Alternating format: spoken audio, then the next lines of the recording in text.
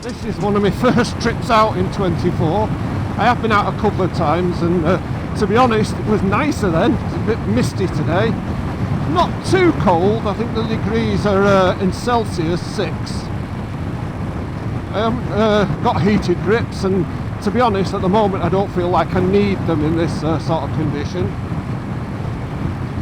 If you've been following the playlist on this, you'll know I bought this in the middle of last summer. I've serviced it, and that made a tremendous difference to the way that it runs, especially low down.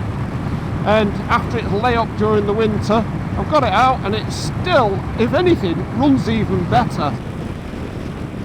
2,500 revs. I'm really pleased with how this engine responds now. Never have I known such a difference from a simple oil, filters and spark plug change. This has really made a tremendous difference to this bike. When you read about these, there's always sort of 2 or 3 things that people mention. One of them is putting spacers underneath the handlebars, so I have done that. And the other one is about the wind deflected off the front screen into your face. So I've actually put a Puig, I don't know if I'm even saying that right, double bubble type screen on the front. Now, here's how I fit both of those things so you can have a quick look. I've bought this VFR to use as a more of a daily and go about bike with a pillion on. Maybe do even a bit of touring, which is always sounds unlikely. I really like it. However, there seems to be a problem that a lot of people point out, and that I think I'm perceiving, and that is the standard screen seems to give you a lot of wind buffeting at your head level. And having had a pillion on, my pillion has complained more about the wind getting them than ever before. And she did quite a lot of miles on the back of the Fireblade, and at the moment she tells me she prefers the Fireblade as a pillion seat than she likes this, which seems insane. So what I'm going to do is I've bought the one recommended by Richie Vida and Wheelie Good, the Puig, P-U-I-G, racing screen to deflect the wind. So I'm just going to swap it on. Now I think there are only a few screws to undo. That one takes a cover off, and then I think there are 2 others. So this should be quite an easy job.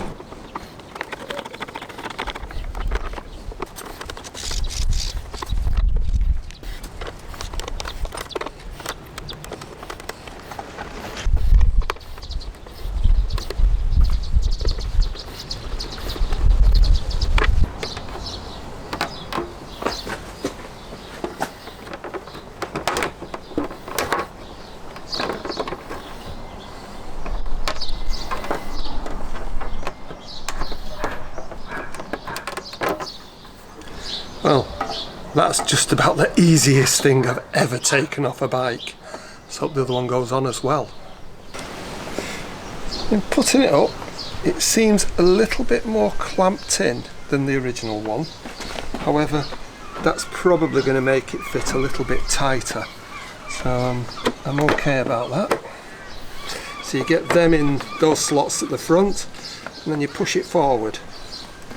Now I'm not sure if there's more of a gap there than there was, but I don't think it's anything that's offensive.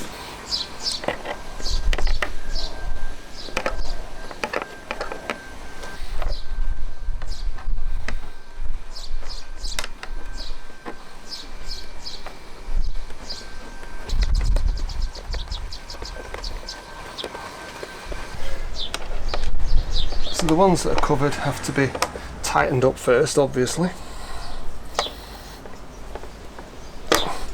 You don't need to go mad.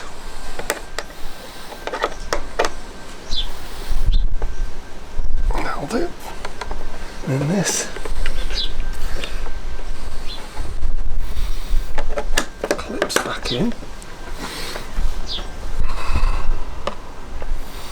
Using the good old JIS screwdriver, or a Phillips 2 with the end, the crown just knocked off.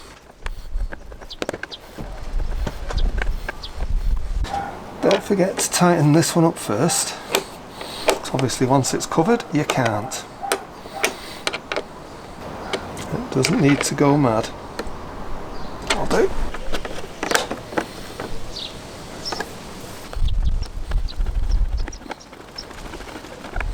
Again, just needs to be nipped up. Now that was a really easy installation. I'm actually thrilled at how easy that went on. So I just have to take that sticker off. Let's hope that comes off easy enough. I actually wanted to get the lighter smoked one, but I couldn't find one in stock anywhere, so I had to get the dark smoke. I think it goes quite well with this bike. It matches in with the mirrors and everything. I don't think I'll be smoking anything else, not in the near future anyway. Well, that was a surprise. Maybe this one isn't. Oh no, excellent. I might even read them one day. It looks lovely with that on. So now the proof's in the pudding. I wonder if it'll do the job. So it actually puts it to the top of your screen of your helmet now. Causes less of a problem, and the pillion seems to like it more as well. Now, coming from the Fireblade, these handlebars already feel quite high, but what I'm going to do is I'm going to put on the bar risers, because I actually want it to be as comfortable as possible, so that I just definitely want to get on it and ride it and not even think about it.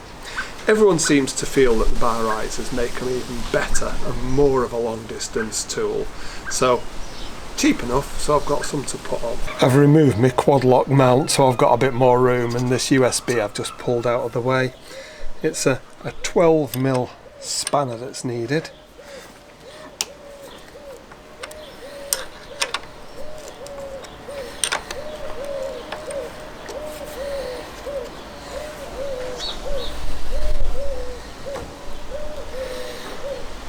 Oh, I am forgetting.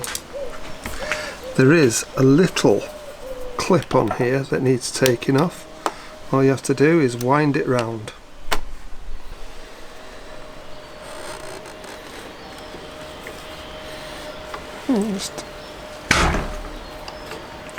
There we go. Now there's a little knobble that goes into the place where that went.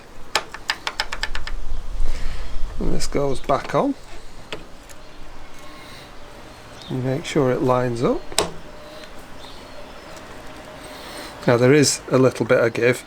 I'm going to go for it so it's the widest it would be, and then there is a cover. You have to decide which way around you want that. I'm going to go with that, I think, lining it up to there.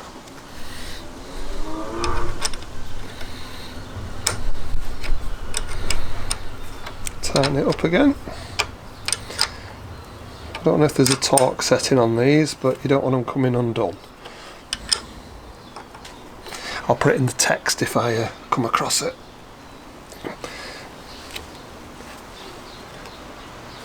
Unbelievably easy.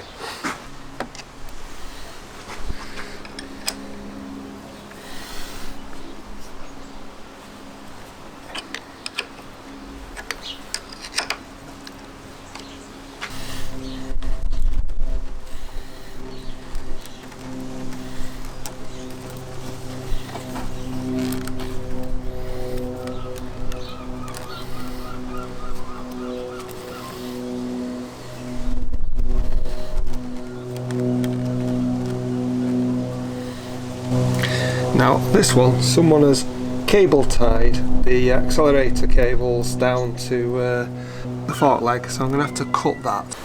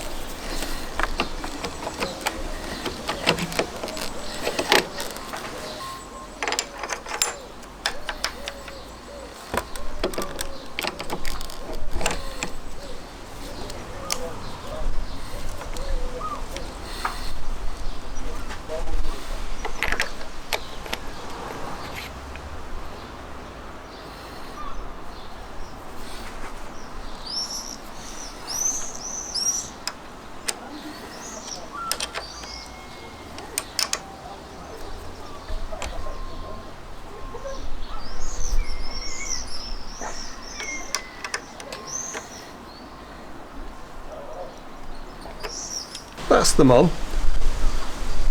I think these stick out a little bit further than I would have been happy with. I'd like them to have been a little bit flatter, but hey, they're okay. Probably the same length as the originals when it was flatter down. And the other thing is to check, definitely isn't touching. So I think that's a good installation. It really was an easy job to fit them. I'm not sure what I do with these because there's nowhere to put them on the new spacers, but I'll save them for a rainy day in case I ever take these off and go back to standard. The clamp actually is well enough onto the fork, so I'm happy enough with that. But I have heard that occasionally these can jump out and you say bye-bye to them. We'll have to see what happens there. They look like ape hangers to me at the moment, but that's just in my head. Nothing like the ape hangers I had on a Harley Shovelhead in the past. Can't wait to see what they're like on the road. You've got to remember, I came to this bike after a Fireblade, and one of my reasons for changing was because of the seating position and where the bars were. So this bike already felt quite comfortable to me. I've put on the raised spacers on the handlebars, and I'm not really convinced it was necessary. It's not, I don't feel it's made a tremendous difference, and later on in the year I might actually just whip them off and see what they're like for a while. So I don't see that it's made as big a difference for me as I would have liked. I'll still put a link in the description though, because you might want to give them a go, and they're not expensive. The biggest disappointment to me actually is the double bubble screen, because I still feel the wind is still just pushed into my face. And to be fair, I have seen other people, such as I think it's Richie Vida and Wheelie Good TV, and they've added extensions to the top of their screen. So that's the next thing that I'm considering. But at the moment, I worry that I'm conscious of the noise from the screen, mainly because I've read that people say there's a lot of noise from the screen, rather than that it is a real problem. I don't remember it being an issue on the Fireblade, but to be honest, maybe I was thinking about other things on that, such as should I slow down a bit? Now, it wouldn't be reasonable of me doing a bit of a video on the VFR and some of the comfort things if I didn't actually mention that this is actually a fantastic bike. I'm really impressed with it. It's got plenty of go. I'm not overly convinced about the VTEC. I think it's a bit of a gimmick, and if I did have a power valve in the past, the power valve made a tremendous difference with the power at 6,000 revs. With this, you get a bit of a hiccup. If you really wanted to, without ever troubling VTEC, you could do 100 mile an hour in top gear and never even get near VTEC switching on. So it's definitely something that I wouldn't overly worry about. If you found this useful, why don't you subscribe to our channel? We're doing other things with all the bikes and all the cars. Anyway, take care and thanks for watching.